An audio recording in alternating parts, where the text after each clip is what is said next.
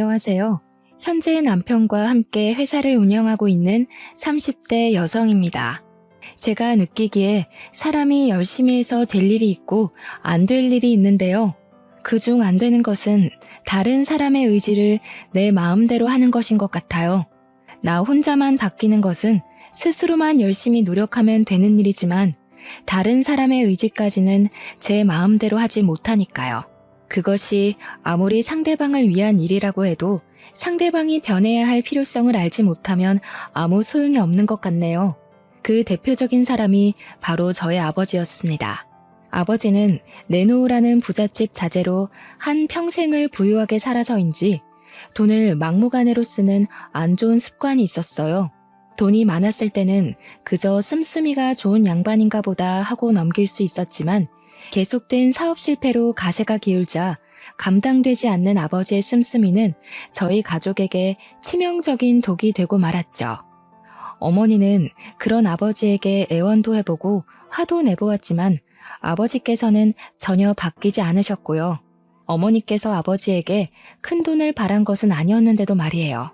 어머니께서 아버지가 가장의 역할까지는 아니더라도 집안의 최소한의 보탬이 되기를 원하셨지만 막대 먹은 사람이 한순간에 바뀔 일은 만무했고 어머니는 아버지를 대신해 청소부 일을 하며 힘겹게 사실 수밖에 없었네요. 힘들게 일하시는 어머니를 보면 아버지께서도 조금씩 바뀔 거라고 생각했지만 아버지께서는 바뀌기는커녕 어머니가 벌어오시는 돈을 축내며 술독에만 빠져 사셨습니다. 시간이 지나도 아버지께서는 깨진 항아리에 물을 붓듯 아무짝에도 쓸모없이 돈만 축냈고 결국 저는 집안 살림에 보태기 위해 고등학교를 졸업하자마자 취업을 하게 되었는걸요. 제가 취업한 곳은 대기업의 하청업체였는데요. 사장님의 가족분들은 모두 성품이 온화하시고 직원들을 가족같이 생각해 주시는 분들이었어요. 어려서부터 무능력하고 돈만 축내는 아버지만 보다 인자하고 언제나 가족을 생각하는 사장님을 보니 기분이 참 씁쓸했죠. 사장님 같은 분을 아버지로 둔 그 집 아들이 참 부러웠고요. 사장님께서는 모든 직원들을 다 잘 챙겨주려 노력하셨지만 그 중에서도 저의 사연을 안타까워하시며 조금이라도 더 챙겨주려고 노력을 하셨어요. 사정을 딱하게 생각하여 많은 배려를 해주신 사장님과 사모님 덕분에 어려운 형편에 꿈꾸지 못할 대학교를 가게 되었거든요. 비록 야간 대학교에가 퇴근을 하면 쉴 틈도 없이 바로 공부를 해야 했지만 배울 수 있는 기회가 있다는 것이 감사했기에 열심히 하려고 아무리 힘들어도 펜을 들고 공부를 했죠. 그런 덕분인지 4년이 지난 후 좋은 성적으로 졸업을 할 수 있었습니다. 그리고 졸업을 한 후 사장님께서는 그동안의 경력을 인정해 대리로 승진을 시켜주셨어요. 노력의 결실이 맺어졌다는 것도 기뻤지만 무엇보다 기쁜 것은 사장님께서 그동안 회사를 위해 한 노력을 모두 알고 보답을 해주셨다는 거였네요. 사장님께서 그동안 회사를 위해 열심히 일한 것에 대한 보상을 해주신 거잖아요. 대리가 된 후 사장님의 아들 또한 저와 같은 부서로 입사를 하더라고요. 사장님께서는 아들을 똑같은 사원으로 취급해달라 부탁을 하셨지만 그럴 수가 없었습니다. 복사조차 제대로 하지 못하는 모습은 어리벙벙하던 저의 신입 시절을 생각나게 했거든요. 아무것도 하지 못하는 신입의 마음이 얼마나 힘든지 알기에 옆에서 항상 알려주려고 노력을 했는데요. 다행히 머리가 좋은 사장님의 아들은 알려준 것을 금방금방 습득하며 일 처리 또한 잘하더군요. 그리고 정규직으로 전환이 된 후 사장님의 아들에게서 진지한 만나자는 고백을 듣게 되었죠. 사장님이 해주셨던 모든 것이 떠올라 거절을 하려 했지만 참 끈질긴 구애에 어쩔 수 없이 만남을 시작하게 되었네요. 만남을 시작한 지 1년 뒤에는 갑작스럽게 찾아온 아이로 인해 부부의 인연까지 맺게 되었고요. 처음 아이가 생겼다는 것을 알았을 때만 해도 안 좋은 생각을 하기도 했어요. 아무리 아끼는 직원이라고 해도 제대로 된 부모 밑에서 자라지 못한 며느리를 좋아할 시부모님은 그 어디에도 안 계실 테니까요. 하지만 그런 안 좋은 생각을 할 때 남편은 저를 대신해 사장님 부부에게 저희의 상황을 알렸어요. 사장님 부부는 예상대로 당황하신 것 같았죠. 당연했어요. 가족같이 은혜를 베풀어준 직원이 떡하니 며느리라고 나타난 거니까요. 사장님 부부의 반응을 보며 남몰래 치맛자락을 움켜쥐기도 했습니다. 결혼은 물 건너갔으니 아이가 태어나면 미혼모로 살아가야 할 게 뻔한 결말 같았거든요. 하지만 사장님 부부는 의외로 흔쾌히 결혼을 허락해 주시더군요. 7년이란 세월을 같이 한 저를 믿는다면서요. 사모님께서 그동안 마음고생했다는 이야기를 듣자마자 그동안 참고 있던 눈물을 모두 쏟아내고 말았어요. 사장님 부부 몰래 연애를 했다는 죄송함과 부족하고 미흡했던 직원을 가족으로 받아들여 주신 감사함이 한꺼번에 밀려왔기 때문이었습니다. 시부모님의 허락이 떨어진 후 결혼 준비는 일사천리로 진행될 거라고 생각했는데요. 그 생각은 착각이더라고요. 결혼을 하는데 진짜 걸림돌은 시부모님이 아닌 저희 아버지였으니까요. 양가 부모님에게 인사를 드린 후 바로 상견례를 하게 되었는데요. 시부모님을 모신 그날도 아버지께서는 평소처럼 술을 들이켜신 후 만취를 한 상태로 막말을 하기 시작했어요. 이 녀석 어릴 때만 해도 인물 없는 딸 자식 덕 볼 일은 없다고 주변에 신세한탄을 좀 했었는데 제가 말년에 복이 있나 보네요.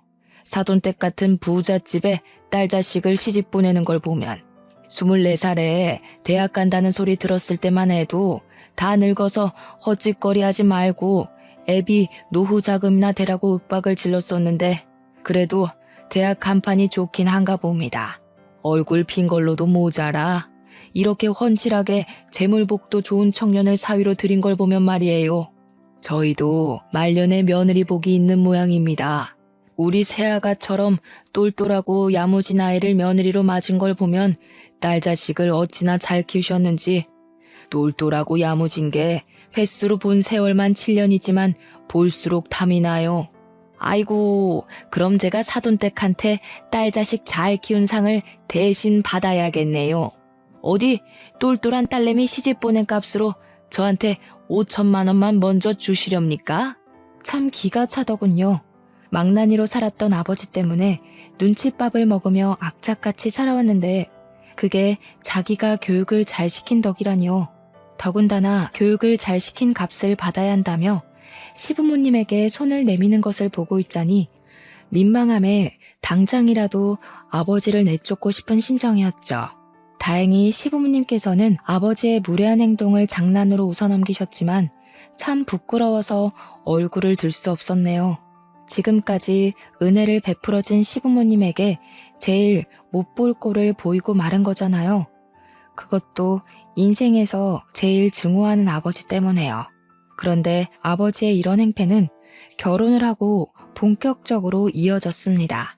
결혼식을 끝마치고 시부모님께서 회사 근처에 있는 아파트를 신혼집으로 구해주시자 아버지께서는 하루가 멀다 하고 술에 취해 남편에게 전화를 걸었어요. 아버지께서는 항상 부모를 반지하에 버려두고 자기만 호의호식하는 저희 부부를 불효자라면서요. 술이 깬 낮에는 사과를 하고 술에 취한 밤이면 신세한탄을 하는 행동을 반복하시던 아버지께서는 저희가 더 이상 전화를 받지 않자 곧이어 신혼집까지 찾아와 행패를 부리셨어요. 이 정도 했으면 눈치껏 알아먹고 새로운 집이라도 알아봐 줘야지. 언제까지 부모를 냉난방도 제대로 안 되는 반지하에서 살게 할 작정이야? 반지하에 사는 게 싫으면 저희한테 와서 이럴 게 아니라 나가서 일이라도 하세요, 제발. 수십 년을 저랑 엄마 등골 빼먹은 걸로는 부족해서 이제 사위 등골까지 빼먹으려고 하세요.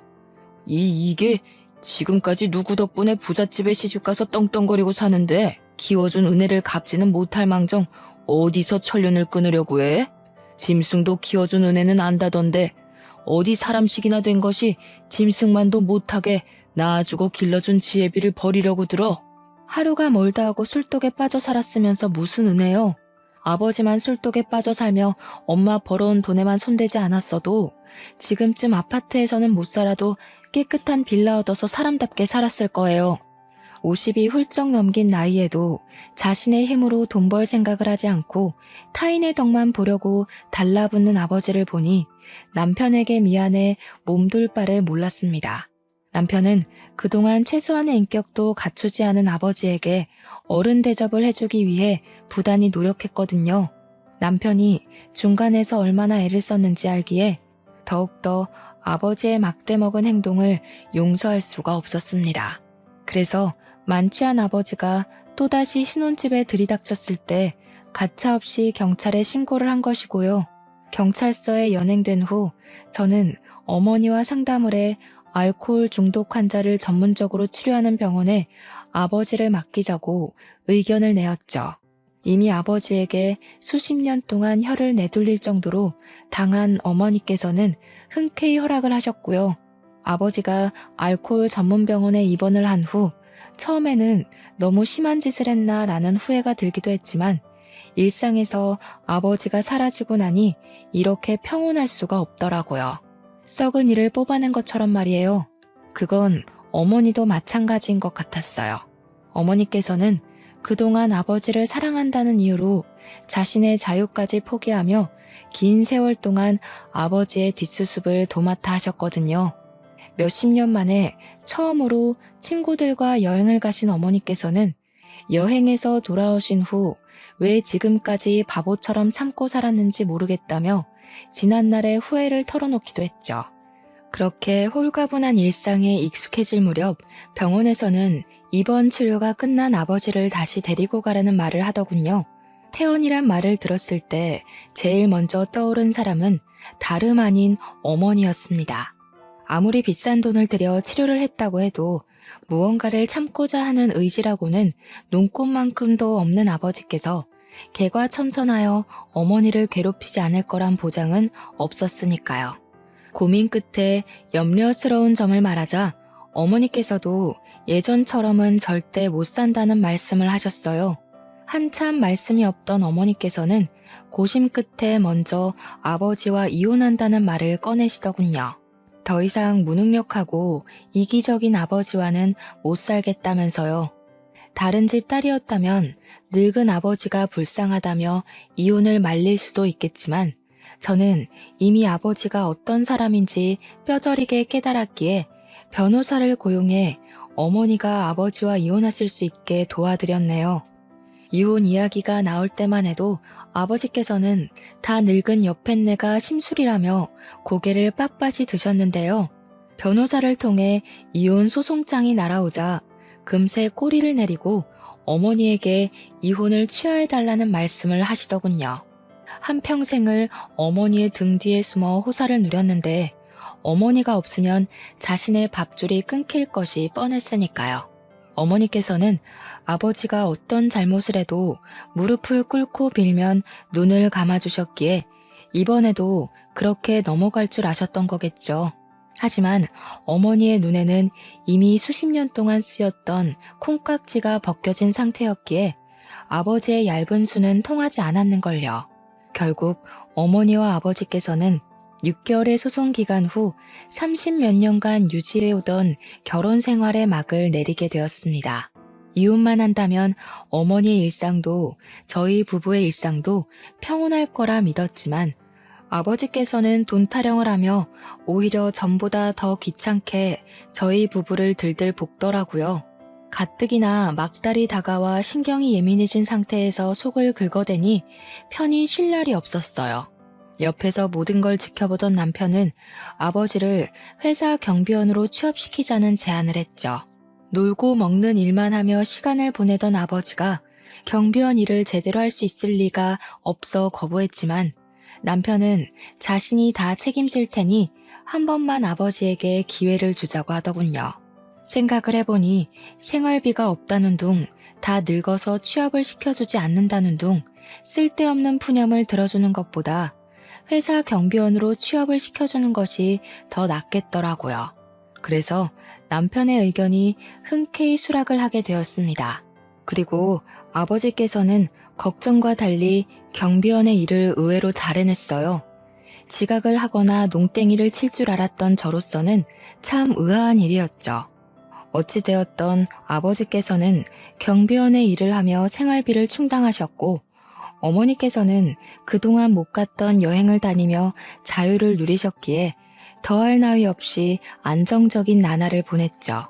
딸아이 또한 건강하게 태어났기에 더 바랄 것이 없었고요. 하지만 미국으로 유학을 갔던 시누이가 돌아오며 이런 평화는 다 녹은 얼음판처럼 쉽게 부서지고 말았네요.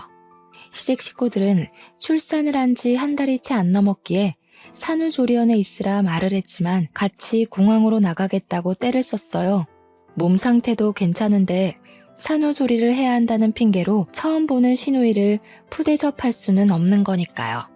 말로만 들었던 시누이를 본다는 생각에 공항으로 가는 길이 참 떨리고 설레었어요. 시댁 식구들의 온화한 성품을 이어받은 시누이 또한 분명 잘 맞을 거라고 생각했으니까요. 그런데 이런 설레는 마음은 시누이를 대면한 후 멀리 도망가 버리고 말았습니다. 오빠가 돈도 없고 부모도 별로인 집 여자랑 결혼한다고 해서 엄청 예쁠 줄 알고 기대했는데 너무 실망이네요. 얼굴도 그렇고 몸매도 그렇고 너무 형편없잖아. 도대체 우리 오빠를 어떻게 꼬셨담? 이 사람 입국한 너 보겠다고 출산한 지 얼마 되지도 않은 몸으로 여기까지 온 거야. 쓸데없는 말 하지 말고 얌전히 굴어. 오빠 벌써 잡혀 사는 거야? 요즘 애 낳은 게 뭐 그리 대수라고 유난을 떨어. 가족이 됐으면 한국에 처음 들어온 시누이 마중 나오는 거는 당연한 거지. 내가 그런 당연한 거 가지고 고마워해야 돼? 더군다나 새언니 우리 집에서 나오는 돈으로 먹고 사는 밥벌레잖아. 아, 아니다. 우리 엄마 아빠 돈으로 먹고 사니까 돈벌레인가? 말문이 막혀 입도 뻥긋할 수 없었습니다. 남편이 제지를 하긴 했지만 시누이는 계속해서 혼수도 제대로 안 해온 저를 비난하기 바빴거든요. 더 어이없는 것은 시부모님께서는 시누이가 무례한 말을 하는 동안 가벼운 꾸중조차 하지 않는다는 것이었어요. 시댁으로 돌아가는 차 안에서도 시누이는 외모에 대한 지적을 하며 저희 친정을 헐뜯었는데요. 물론 무능력한 아버지로 인해 저희 집이 보잘것없기는 했지만 처음 보는 시누이에게서 가족에 대한 험담을 들으니 기분이 썩 좋지만은 않았네요. 보통의 경우라면 회복되지 않은 몸을 이끌고 나온 것이 고마워서라도 가슴을 후벼 파는 말은 안 하는 게 예의인 거잖아요. 아무런 거리낌 없이 앞담을 하는 시누이를 보며 아, 이게 바로 시자짓이라는 거구나. 그날 처음 느끼게 되었죠. 원래라면 시누이가 돌아온 후 더 많이 시댁을 방문할 계획이었지만 시댁에 가봤자 시누이는 온갖 트집을 잡을 것이 뻔했기에 도저히 시댁으로 발길이 떨어지지 않더군요. 남편 또한 막무가내로 구는 시누이의 행동이 거슬렸는지 시댁에 가자는 말을 일절 입 밖으로 꺼내지 않았고요. 제일 이해할 수 없는 건 시부모님의 행동이었습니다. 아무리 집안의 유일한 여자 형제이고 막내라고 해도 시부모님께서는 시누이를 자식이 아닌 신처럼 떠받들기 일쑤였는걸요. 시누이의 비위를 맞추기 위해 쩔쩔매는 모습을 보자 상관을 안 하려고 해도 계속 신경이 시누이와 시부모님에게 쏠릴 수밖에 없었네요. 참다 못해 남편에게 시부모님이 왜 그렇게 시누이에게 쩔쩔매는지 묻게 되었죠. 되도록 집안에 흠 잡힐 일이라 말 안 하려고 했는데 당신도 알 건 알아야 되니까 말해줄게. 한숨을 깊게 내쉰 남편은 집안 식구들만 알고 있던 이야기라며 저에게 숨겨졌던 이야기를 들려주기 시작했어요. 사실 시누이의 친부모님은 원래 과자 공장을 운영하던 시아버지의 친구분이라고 하더군요. 시부모님은 과자 공장에서 일을 하던 직원이었고요. 그러던 중 사장이셨던 시아버지의 친구분과 그 부인도 암에 걸려 병상에 눕게 되었는데요. 친구 부부는 과자 공장을 넘겨주는 조건으로 시누이를 딸처럼 키워달라는 부탁을 했다고 해요. 일종의 유언이었던 셈이죠. 아줌마랑 아저씨가 주변에 의지할 만한 일가 친척이 안 계셔서 아버지한테 그런 부탁을 한 것 같아. 아줌마랑 아저씨가 돌아가신 후로는 참 많은 일이 있었어. 서영이를 부모님 호적에 올리고 과자 공장도 인수했으니까. 당신 입장에서는 버릇없이 구는 시누이라 눈에 가시 같다고 생각할 수도 있지만 조금만 이해해줘. 어머니 아버지 입장에서 서영이는 복덩이나 마찬가지거든. 물론 어머니 아버지가 노력해서 지금의 위치까지 오긴 했지만 솔직히 서영이가 없었으면 어머니 아버지가 평생 사장 소리 들을 리가 없을지도 모르는 일이니까. 아무리 그래도 정도가 너무 심하니까 그렇지. 나야 객식구니까 그럴 수 있다고 쳐도 당신한테도 하는 걸 봐봐. 용돈이야 줄 수 있지만 툭하면 당신 지갑 터는 건 일상이고 저번에는 서랍 위에 있던 목걸이까지 가져갔다며? 귀여운 투정도 정도가 있어야지. 아가씨가 하는 건 투정이 아니라 도둑질이야. 나이가 벌써 20대 중반인데 자기 심사 꼬인다고 남의 물건에 손대는 버릇은 고쳐야 할 거 아니야. 그래도 아직 애잖아. 내가 더 잘할게. 당신이 조금만 이해해줘. 착잡했습니다. 배경이 어찌되었던 전에 얼마나 큰 은혜를 입었건 잘못된 행동을 고치는 건 당연한 일이잖아요. 저도 시부모님에게 큰 은혜를 받은 입장에서 웬만하면 참고 넘어갔겠지만 남의 물건에 손을 대고 대수롭지 않게 생각하는 시누이의 행동은 도저히 용납할 수가 없었어요. 더불어 제대로 된 훈육조차 하지 않은 시댁 식구들의 모습을 보면 가슴 깊은 곳에서 부하가 치밀어 올랐죠. 계속해서 막무가내로 행동하는 시누이와 그 옆에서 쩔쩔매는 시부모님을 보고 있으면 큰 소리가 튀어나올 것 같았기에 의식적으로 시댁 일에 관해서는 관심을 끄게 되었어요. 참 서럽기도 했습니다. 시부모님과 가깝게 지낼 수 있는 일을 시누이 한 사람 때문에 시부모님과 거리를 두며 살아야 했으니까요. 속상하긴 했지만 어찌되었던 며느리인 저는 객식구에 불과했기에 할 수 있는 일이라고는 그저 입을 꾹 다물고 있을 수밖에 없었는걸요. 그럼에도 시누이를 원망할 수 없었던 것은 시부모님께서 항상 미안해하시며 어떻게든 챙겨주려는 모습을 보였기 때문이었어요. 저희 집에 직접 찾아와 딸아이를 안아주시며 용돈을 챙겨주시는 시부모님을 보며 시누이에 대한 미움을 꾹 참고 있었는데요. 한국에 들어온 지 3달이 넘어가자 시누이는 뜬금없이 회사 일이 하고 싶다며 폭탄 선언을 하더군요. 그것도 제가 팀장으로 있는 회계부서의 말이에요. 시부모님께서는 꼼꼼하지 못한 성격을 가진 시누이가 실수할 것을 염려해 반대했지만 시누이는 방문을 걸어 잠그며 시위를 했습니다. 그로 인해 시부모님께서는 어쩔 수 없이 시누이를 회계팀에 보내게 되었고요. 예상했다시피 시누이가 입사를 한 날부터 저희 부서에는 바람 잘 날이 없었어요. 인수인계도 제대로 듣지 않은 시누이가 견적서를 잘못 보내는 바람에 잘못된 수량으로 공장을 돌리는 것은 물론 정산조차 틀려 공장에서 일하시는 분들의 임금이 잘못 입금되는 일도 번번이 일어났죠. 계속해서 사고를 치는 시누이로 인해 저희 부서 사람들은 하루가 멀다 하고 야근을 하며 시누이가 저지른 잘못을 수습하기 바빴습니다. 정작 잘못한 사람은 칼같이 퇴근 시간에 맞춰 회사를 나가는데 말이에요. 집에서는 공주 대접을 받던 막무가내로 굴던 상관이 없었지만 회사에서까지 집에서 했던 행동을 반복하니 어느새 인내심은 바닥에 났어요. 시누이 때문에 고생하는 부서 사람들을 봐서라도 그냥 넘어가서는 안 되겠다고 생각을 했고요. 그래서 시누이를 따로 불러 지금까지 한 행동에 대해 이야기하며 처음으로 꾸중을 하게 되었죠. 솔직히 이 정도로 꾸중을 했으면 아무리 천방지축으로 날뛰는 시누이라 할지라도 정신을 차릴 줄 알았어요. 참나 어이가 없어서. 새언니, 지금 앉아있던 팀장 자리 우리 엄마 아빠가 앉혀준 거 아니에요? 우리 엄마 아빠 아니었으면 공장 기계가 만지고 있을 고졸 주제에 지금 누구더러 잔소리를 하는 거예요? 팀장 자리에 앉아있으니까 시누이가 우스워 보이는 것 같은데 똑똑히 들어요. 나 아니었으면 새언니는 물론 엄마 아빠도 지금쯤 다 이름도 모를 허름한 공장에서 땀이나 뻘뻘 흘리며 일하고 있었을 거라고요. 시누이는 눈 하나 깜빡하지 않고 오히려 대들기까지 했습니다. 시누이는 공장이 이만큼 큰 것도 제가 팀장 자리에 오른 것도 모두 자신의 친부모님 덕분이라고 생각하는 것 같았어요. 정작 자신은 아무것도 한 것이 없는데 말이에요. 자신이 이룬 것은 하나도 없으면서 당당한 태도로 나오는 시누이를 보니 차분하던 마음은 온데간데 없이 화가 치밀어 올랐죠. 그래서 하지 않아도 될 말까지 한 것이고요. 아가씨야말로 착각하는 것 같은데 시부모님이 이만큼 공장 키운 건 잠도 안 주무시고 열심히 일했기 때문이에요. 내가 팀장 자리에 앉은 것도 마찬가지고요.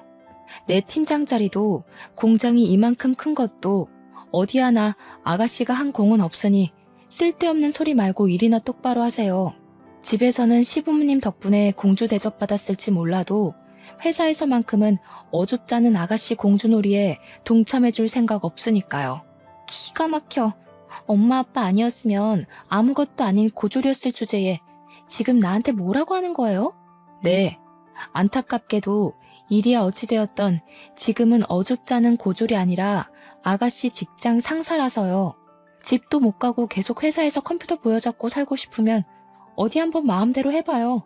되받아치는 말을 할 때마다 신우이는 약이 오르는지 얼굴이 시뻘개진 정도로 성질을 냈어요. 그 모습을 보자니 꼭 자기 영역을 뺏긴 동네 강아지 같아서 화를 내던 것도 있고 웃음이 나오려고 했죠. 퇴근을 한 후 신우이는 그대로 시부모님에게 달려가 모든 것을 일러바치며 당장 저를 회사에서 내쫓으라고 떼를 썼다고 해요. 신우이는 자신이 들어놓으면 당장이라도 눈에 가시었던 저를 내쫓을 수 있다고 생각한 모양이었어요. 그래서 시부모님이 처음으로 따끔하게 신우이를 혼내자 엄청난 충격을 받은 것이었죠. 신우이의 가짜는 입장에서는 억울할 수도 있었겠지만 시부모님께서 아무리 인자하고 신우이에게 쩔쩔맨다고 하셔도 공과 사는 철저히 분리하시는 분이었기에 꾸중을 들을 수밖에 없었어요. 시부모님께서는 신우이를 아끼는 만큼 회사에 대한 애착이 강한 분이셨거든요. 믿었던 시부모님에게도 남편에게도 꾸중을 들은 신우이는 한동안 입을 다물고 회사를 다녔습니다. 그 모습을 보니 유치한 생각이긴 했지만 통쾌하기도 했죠. 지금까지 신우이 때문에 고생하던 것을 모두 보상받는 기분이었으니까요. 그런데 신우이의 일이 마무리가 되자 기다렸다는 듯 아버지에게서 사고가 터지고 말았습니다. 마치 불행히 차례를 기다리고 있던 것처럼 말이에요. 병원에서 치료를 받은 후 호전된 줄 알았던 아버지의 알코올 의존증이 다시 시작된 것이었어요. 그로 인해 아버지는 근무 중 술을 마셨고 하필 술에 취해 있던 그날 본사 직원의 방문으로 덜미가 잡히고 만 것이었죠. 근무 중 술을 마신 걸로도 큰일이었지만 아버지는 그에 그치지 않고 본사 직원의 멱살을 잡으며 몸싸움까지 했다고 해요. 몸싸움으로 인해 아버지는 본사에서 해고 통보를 받게 되었습니다. 아버지께서는 술이 깬 후 뒤늦게 찾아와 복귀를 시켜달라고 애원했지만 이미 엎질러진 물이었기에 어쩔 수가 없었어요. 다른 것은 몰라도 근무 태만과 관련된 일이다 보니 본사에서는 절대 아버지를 복귀시켜줄 생각을 안 했는걸요. 아버지의 일이 있은 후 시부모님을 뵙기 너무 죄송스러웠어요. 그동안 시부모님이 차곡차곡 쌓아온 신뢰를 아버지가 한 번에 무너뜨린 거잖아요. 아버지의 일로 심란해할 때 신우이가 찾아와 아버지를 복귀시켰다는 말을 하더군요.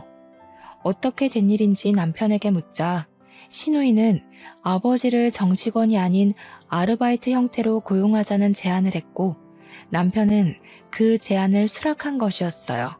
내막을 알고 나니 아버지를 복귀시켜준 신우이에게 고맙다기보다는 어이가 없었네요.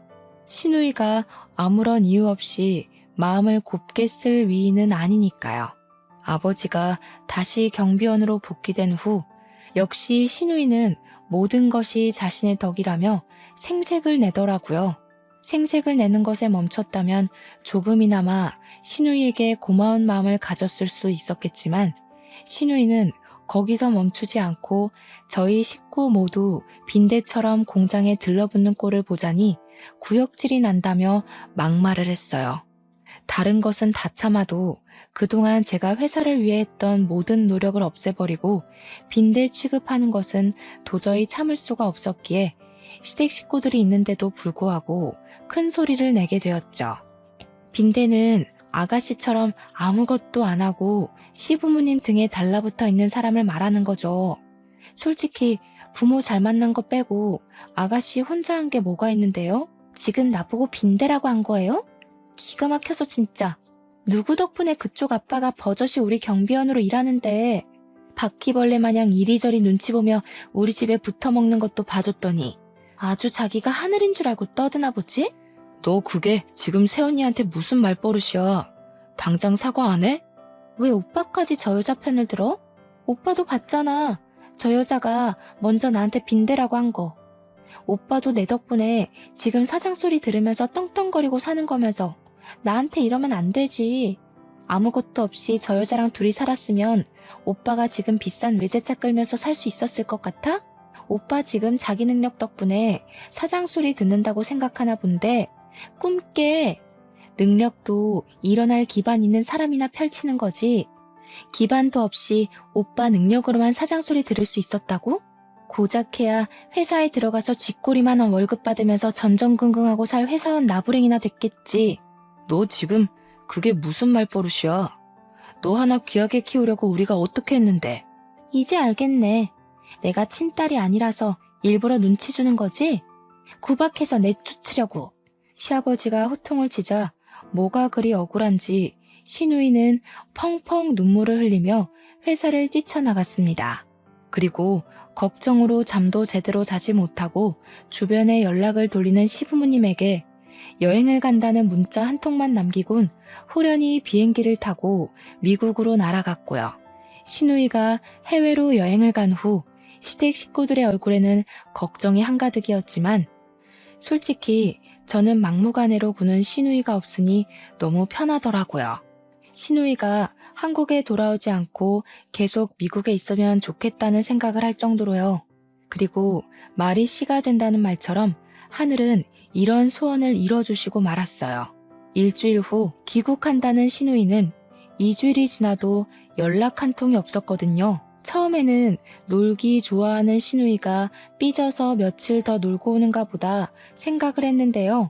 신우이가 챙겨간 시아버지의 카드는 일주일 전을 끝으로 전혀 사용이 되지 않고 있었어요. 신우이에게는 따로 챙겨갈 만한 현금도 없었기에 시아버지의 카드를 쓰지 않는다는 것은 말이 되지 않았어요. 사태의 심각성을 알게 된 시댁 식구들과 저는 부랴부랴 경찰서로 찾아가 신고를 한 뒤 영사관의 도움을 청해 핸드폰 위치 추적을 시작했습니다. 핸드폰에 찍힌 마지막 위치를 토대로 신우이를 찾으려고 했지만 이건 말처럼 쉬운 일이 아니더라고요. 신우이를 찾는 것에 실패한 시어머니께서는 혼절을 하시면서 힘들어하셨고요. 시아버지와 남편 또한 크게 상심을 하며 갑자기 사라진 신우이를 걱정했고요. 시부모님께서 아무리 회사 일을 중요하게 생각하는 분이라고 해도 자녀를 잃어버린 슬픔을 외면할 만큼 냉철한 분은 아니었어요. 시부모님께서는 신우이가 사라진 것에 대한 자책을 하시며 힘든 나날을 보내셨죠. 어쩔 수 없이 저는 정신이 없는 시댁 식구들을 대신해 회사 일을 도맡아야 했는데요. 책임지고 회사를 꾸려간다는 것은 생각했던 것보다 더 힘들고 고된 일이더군요. 아무런 예고 없이 회사를 찾아오는 본사 직원들을 상대하는 것과 공장에서 일어나는 모든 것을 하나하나 체크하는 일까지 뭐 하나 쉬운 일이 없었습니다. 그런데 엎친 데 덮친 격으로 이제는 아버지까지 말썽을 부리시더군요. 한 차례 실수가 있은 후 잠잠해지나 싶더니 아버지의 고질병인 알코올 중독증이 다시 돋은 것이었죠. 하루가 멀다 하고 무단 결근을 하는 아버지에게 이런저런 일을 말해보았지만 아버지는 나 몰라라 하며 경비원 일을 그만두게까지 했네요. 이로 인해 바쁘고 힘든 나날을 보내는 와중 경비원을 다시 뽑아야만 했고요. 아무리 회사에서 일했던 기간이 길다고 해도 새로운 일을 그것도 혼자 책임지며 일한다는 것은 정말 고된 일이었어요.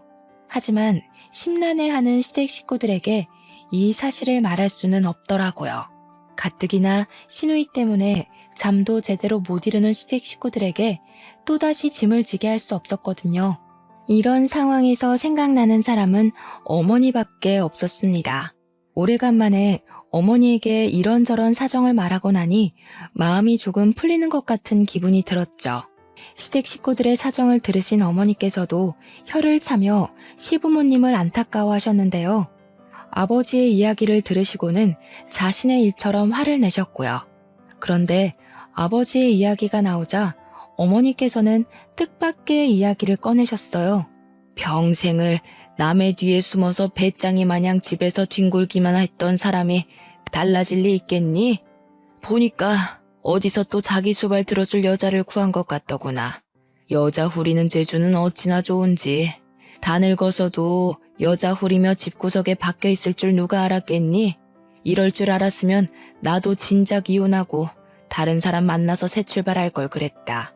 그놈의 동정심 때문에 젊은 날 청춘을 다 갖다 바쳐서 이 모양 이 꼴이 됐지 뭐냐. 엄마가 잘못 본 거 아니야? 아버지 나이가 60이 넘었는데 수발 들어준다고 나타나는 여자가 있다는 게 이상한 거 아니야? 엄마가 잘못 봤겠지. 물론 아버지께서 인물이 훤칠하긴 했지만 그건 수십 년도 전의 일이었는걸요. 아버지에게 돈이 있다면 여자가 생겼다는 말에 수긍을 할 수도 있었지만 항상 놀기 좋아하는 아버지의 수중에는 단돈 100만 원도 없었습니다. 그런 아버지에게 단지 얼굴이 훤칠하다는 이유로 살림을 합칠 여자는 없잖아요.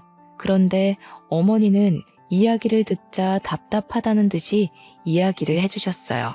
내가 봤다니까. 밑반찬 해달라, 생활비 달라. 귀찮게 굴던 사람이 통 연락이 없어서 집에 찾아가니 불같이 화를 내더라고.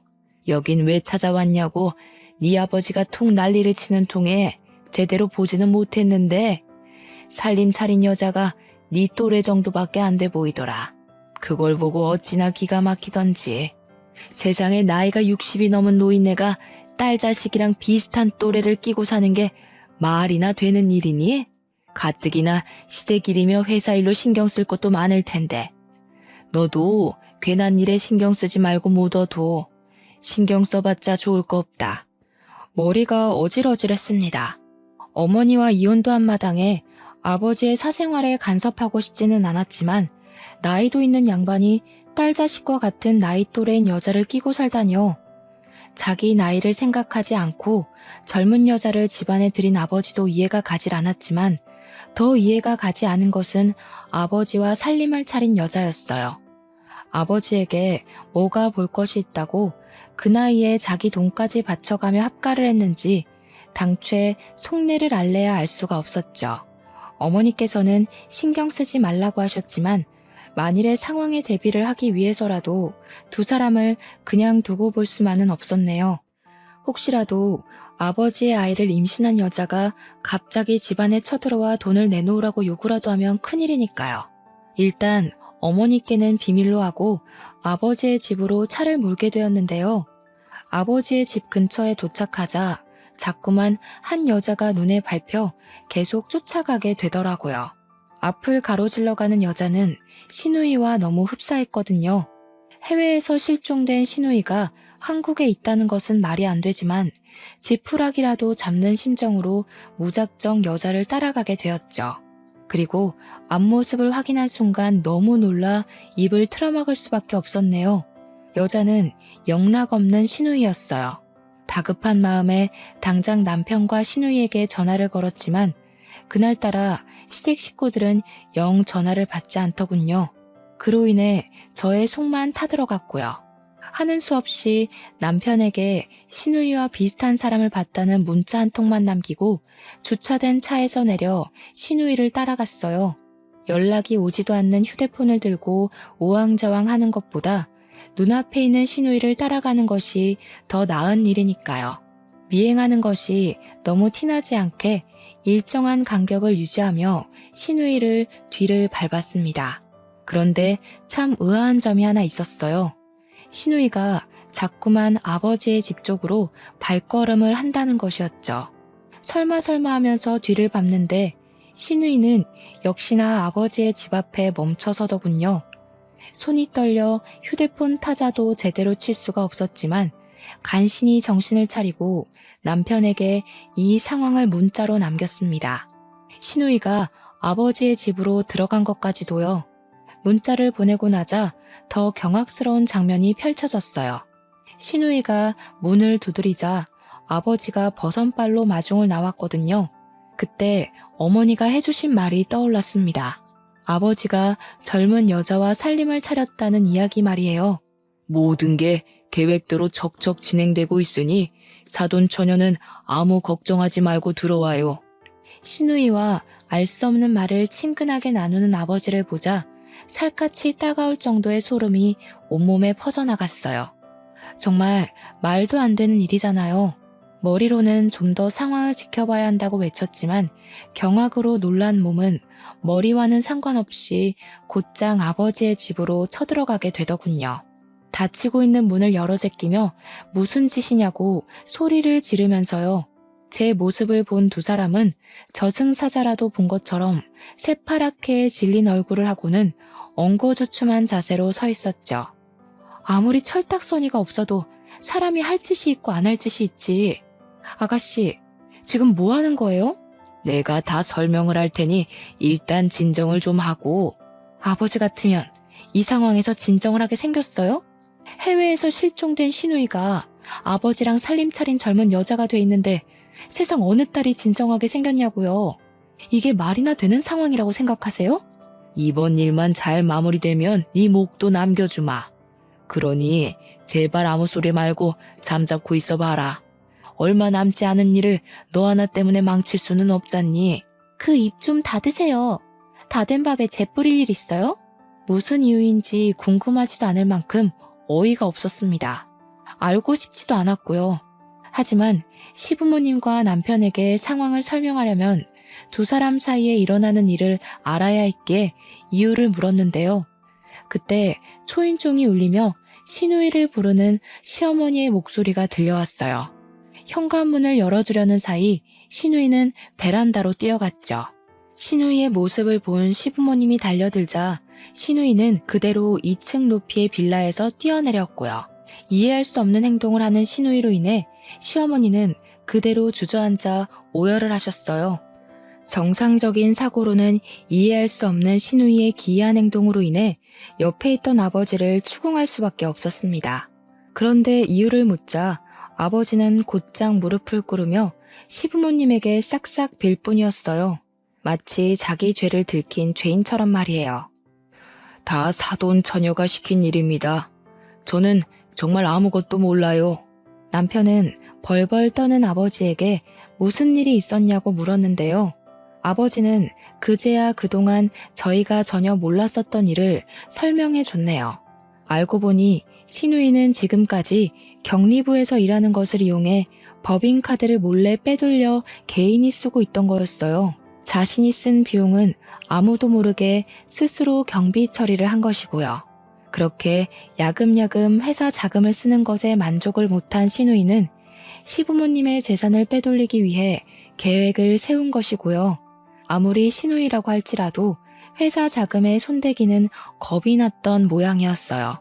시부모님께서는 모든 재산을 사장실 금고에 보관 중이셨어요.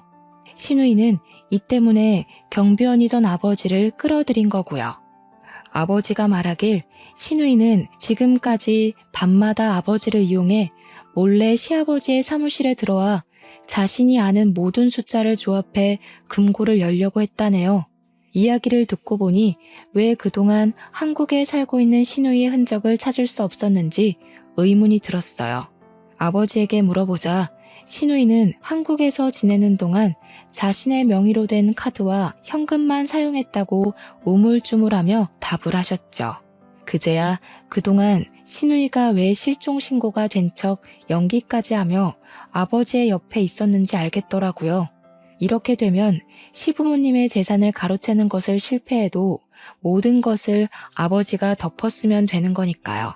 실종 신고 처리가 된 자신은 아무 일도 없다는 듯이 심란해하시는 시부모님 앞에 다시 나타나 감격에 제외를 한 후 다시 사랑스러운 막내딸 행세를 하면 되는 거고요.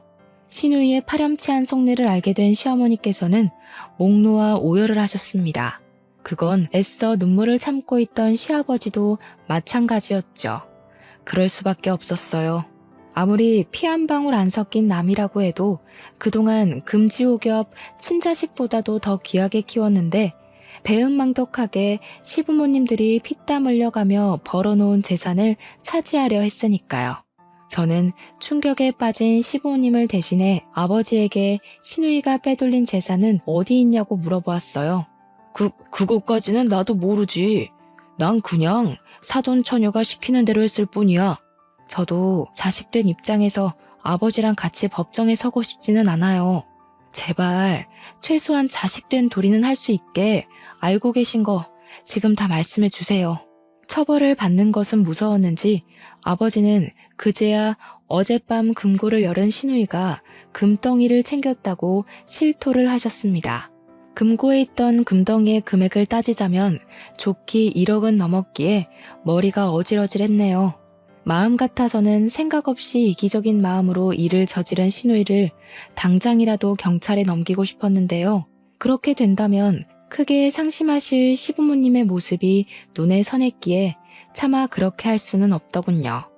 저에게는 시댁 재산을 훔쳐간 파렴치한 도둑으로밖에 안 보였지만 시부모님에게는 소중한 막내딸인 거잖아요. 집으로 돌아온 시부모님께서는 시누이에게 자신의 잘못을 뉘우칠 기회를 한 번만 주자고 말씀하셨는데요. 연락을 하기만 하면 시누이는 요리조리 모든 연락을 다 피하며 자신의 잘못을 뉘우치기는커녕 망둥이처럼 뛰어다니기 바빴는걸요. 시부모님은 이런 시누이 때문에 자리에 누워 시름시름 앓으셨고요. 그러던 중 시누이에게 큰일이 터지고 말았습니다. 불시검문을 온 감사로 인해 시누이가 그동안 회사 돈을 횡령한 것이 밝혀진 것이었죠. 본사 측은 시누이가 회사 돈을 횡령한 사실을 알자마자 돈을 돌려받기 위해 민사소송을 걸었죠. 시누이는 그제야 집에 들어왔고요. 그런데 집에 온 시누이는 잘못한 기색은 전혀 없이 오히려 뻔뻔하게 시부모님에게 어이없는 요구를 했네요. 회사에서 지금까지 내가 썼던 돈 다 채워넣으래. 1억만 엄마 아빠가 내줘. 이놈의 계집애가 제정신이야? 꾸중 한 번 없이 키워줬더니 아주 이젠 지 부모가 네 비위 맞춰주는 사람인 줄 알아? 그동안 너 하나 때문에 온 집안 사람들이 얼마나 애간쟁 태우면서 뛰어다녔는데 고작 한다는 말이 자기가 써제낀 돈 채워넣으라 이 말이야? 지 부모 가슴에 피멍이 들도록 사고를 쳐놓고 아직도 정신을 못 차렸어. 너한테 부모가 뭐 필요하냐? 그냥 돈만 있으면 집 나온 걔한테도 부모라고 넙죽넙죽 돈 받아 먹으면서 엄마 아빠 소리 할걸. 누가 키워달랬어? 자기들도 나 때문에 이만큼 돈 벌고 사는 거면서 나한테 이 정도 투자하는 건 당연한 거 아니야? 엄마 아빠 진짜 웃겨. 입으로만 내 사랑 우리 딸 하지. 어차피 엄마 아빠 죽으면 재산은 다 오빠한테 줄 거잖아. 그래서 빈털터리로 쫓겨나기 전에 내 목 내가 챙긴다고 한 일인데 그게 그렇게 잘못된 거야? 세상에, 너 지금까지 우리를 그렇게 생각했던 거냐? 그래, 내 말대로 피 한 방울 안 섞인 남인 주제에 우리가 너한테 너무 큰 걸 바랬구나. 잘해줘봤자 남인걸. 지금까지 키워준 정을 생각해서 지금까지 네가 사고친 뒷수습은 우리가 하도록 하마. 대신 앞으로 부모 자식 간의 사이는 끝난 거니 앞으로 무슨 일이 있어도 찾아오지 말고 너 혼자 해결하거라. 웃겨 진짜. 누가 고마워할 줄 알고 그깟 푼돈 좀 쓴 거 가지고 생색내기는. 기분이 상한 듯 입술을 삐죽이던 시누이를 시아버지께서는 억지로 집 밖으로 내쫓으시더라고요. 아무리 인자한 시아버지라고 할지라도 자기 등에 칼을 꽂은 남의 자식을 끌어안고 가는 것은 불가능한 일이었죠. 그 후 시부모님께서는 부모로서 마지막으로 해주는 일이라며 사비로 시누이가 횡령한 돈을 채워 넣으신 후 그동안 미뤄왔던 이사를 가셨네요. 혹여라 시누이가 집으로 찾아올지도 모른다며 이사를 미루던 시부모님께서 이사를 가시는 모습을 보니 씁쓸하기 그지없었어요. 시부모님께서 얼마나 간절한 마음으로 사셨는지 시누이는 죽었다 깨어나도 모를 거잖아요. 그런데 이런 생각을 한 지 얼마 안 돼 시누이에게 연락이 오더군요. 시부모님께서 자기도 모르게 이사를 갔다면서요. 항상 자신의 응석을 들어주셨던 시부모님이 이렇게 강하게 나올 줄은 몰랐던 모양이었죠. 남편까지도 등을 돌렸으니까요. 이야기를 들어보니 신우이는 이미 금덩이를 판 돈을 흥청망청 써제끼다가 돈이 떨어지고 그제야 집을 찾아온 거였습니다. 우리 엄마가, 아빠가 나한테 이럴 리가 없잖아요.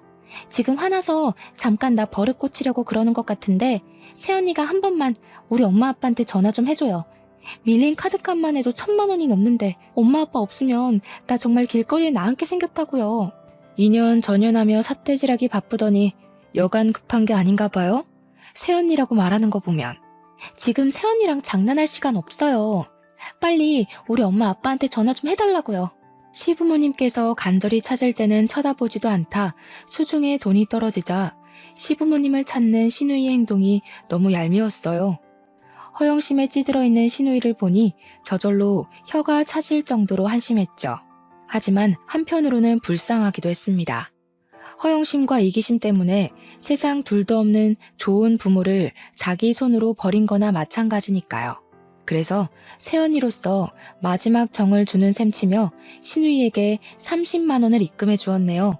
마음 같아서는 아무 도움도 주고 싶지 않지만 시부모님 딸이었던 걸 생각해서 마지막 정을 베풀어 주는 거니까 그 돈으로 허튼 짓 하지 말고 잠잘 곳이나 정해요. 세상에, 이깟 돈으로 뭘 하라고? 누가 이깟 돈 달라고 했어요? 우리 엄마 아빠 만나게 해달라니까요. 신우이는 참 한결같이 한심했어요. 그런 신우이의 모습을 보니 오히려 다행이라고 생각이 들었죠. 어줍잖게 착한 척을 했다면 홀랑 넘어가 시부모님에게 데려갈 수도 있는 일이잖아요. 모든 일이 마무리된 후 저희 가족은 예전처럼 행복하게 살려고 노력 중이에요. 처음에는 신우이의 일로 인해 뒤숭숭하긴 했어요. 저 또한 아버지가 회사에서 잘린 후 마음이 좋지 않았거든요. 퇴사한 후 마땅한 직장을 구하지 못한 아버지께서는 틈만 나면 돈을 빌려달라 연락이 오곤 하는데요. 마음이 뒤숭숭한 것과 별개로 아버지가 자처한 일이기에 아버지에게는 경제적인 지원은 일절하지 않은 상태예요. 그 책임을 제가 대신 져줄 필요는 없는 일이니까요. 어머니에게도 아버지에게 절대 돈을 빌려주지 말라고 신신당부를 한 상태고요. 지금도 신우이는 간간히 오곤 합니다. 남의 밑에서 굳은 일을 하며 잘못을 깨우쳤으니 시부모님을 만나게 해달라면서 말이에요. 하지만 신우이는 이미 돌이킬 수 없는 실수를 저질렀기에 모든 연락은 무시를 하고 있네요. 신우이와 아버지를 보고 있으면 남을 고생시켜 자신의 이득을 취하려던 사람들의 최후는 참 비참하구나 라는 걸 다시 느끼고 있는 중이에요. 만약 시청자분들도 주변에서 은혜를 모르고 배은망덕하게 구는 사람이 있다면 당장 인연을 끊는 것을 추천드립니다. 그런 사람들은 인생에 도움이 되지 않을 뿐더러 잘 살고 계신 시청자분들의 인생에 어떤 불행을 가지고 올지 모르거든요. 그럼 오늘 사연 이만 마치도록 하겠습니다. 끝까지 저의 사연을 경청해주신 시청자분들 진심으로 감사드립니다.